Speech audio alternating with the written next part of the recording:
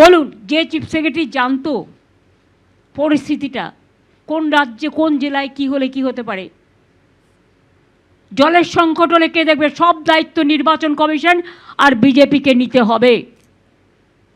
Law and order problem হলেও আপনাদের দায়িত্ব নিতে হবে। কয়েক লাখ যে সেন্ট্রাল ফোর্স নিয়ে আসবেন তাদের খাওয়াবে কে? স্কুলগুলোর পড়াশোনা তো বন্ধ হয়ে যাবে। তাদের যদি সব গ্যাস চলে যায় গ্যাস দিতে, আমি তাদের ডিসরেসপেক্ট করি না, তাহলে আমাদের লোকেরা গ্যাস পাবে কোথায়?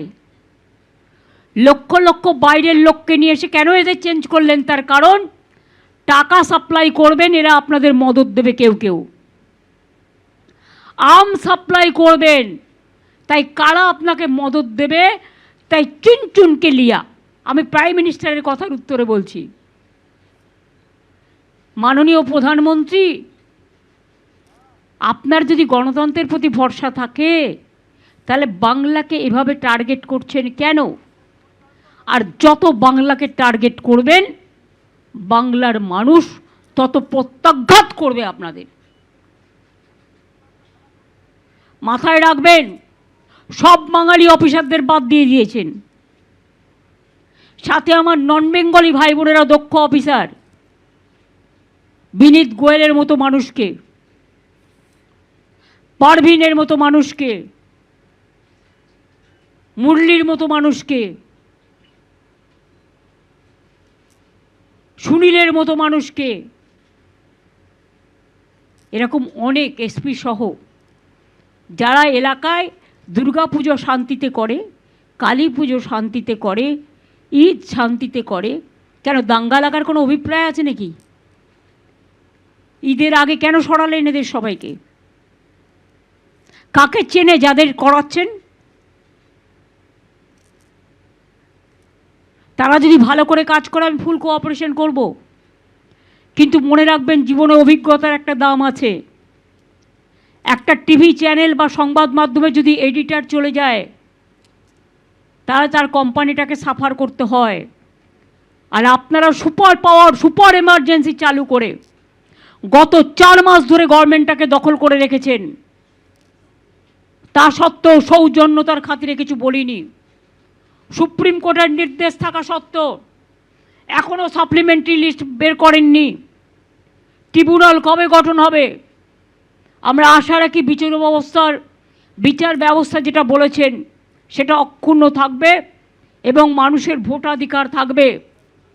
কেসটা কিন্তু এখনও পেন্ডিং আছে, মাথায় রাখবেন। এবং মানুষের জন্য কেসটা আমিই করেছিলাম।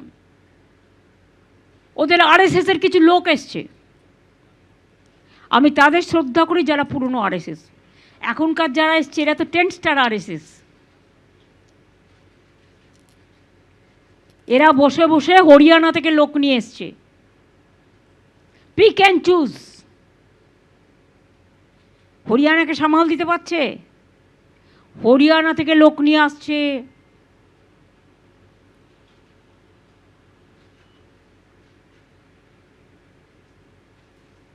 টনসিল বলে কাউকে নিয়ে এসছে, নিকনাম। সে ঠিক করছে এখানকার চিফ সেক্রেটারি কে হবে। নিজের গলার টনসিলটা সামলাতে বলুন, যাতে টাকা ডিস্ট্রিবিউশন করতে পারে এই লোকগুলোকে দিয়ে, আর্মস আনতে পারে, ড্রাগ আনতে পারে, বাংলার মাছ মাংস খাওয়া বা গুজরাটি বলুন, মারোয়ারি বলুন, রাজস্থানি বলুন, বিহারি বলুন, ইউপি বলুন, সব রাজ্যের যারা আমাদের এখানে আছেন আমরা সকলে একসাথে সম্প্রীতির সাথে বাস করি। তাদের মধ্যে দাঙ্গা লাগিয়ে দেওয়া, বিভেদ লাগিয়ে দেওয়া, এটা হচ্ছে ওদের প্ল্যান। 60% বাংলার মানুষকে কেটেছেন, আর 40% আমার নন বেঙ্গলি ভাই বোন যারা যোগ্যতার সাথে কাজ করেছেন তাদেরও আপনারা বাদ দিয়েছেন। গায়ের জোরে বলছেন সব সেন্ট্রাল ডেপুটেশনে পাঠিয়ে দাও। আগে তো অনেককে তুলেছেন, সবাই চলে গেলে রাজ্যে জলটাকে দেখবে, পাওয়ারটাকে দেখবে। লোডশেডিং হলে আমরা তো এতদিন করতে দিইনি। এখন কোনো রকম কোনো ঘটনা ঘটলে প্লিজ দয়া করে আমাকে কেউ দোষ দেবেন না।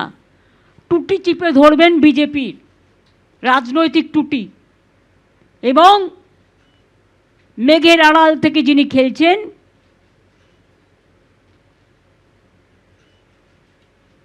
চন্দ্র সূর্য গ্রহতারাও ক্ষমা করবে না এদের। এবিপি আনন্দ, এগিয়ে থাকে, এগিয়ে রাখে।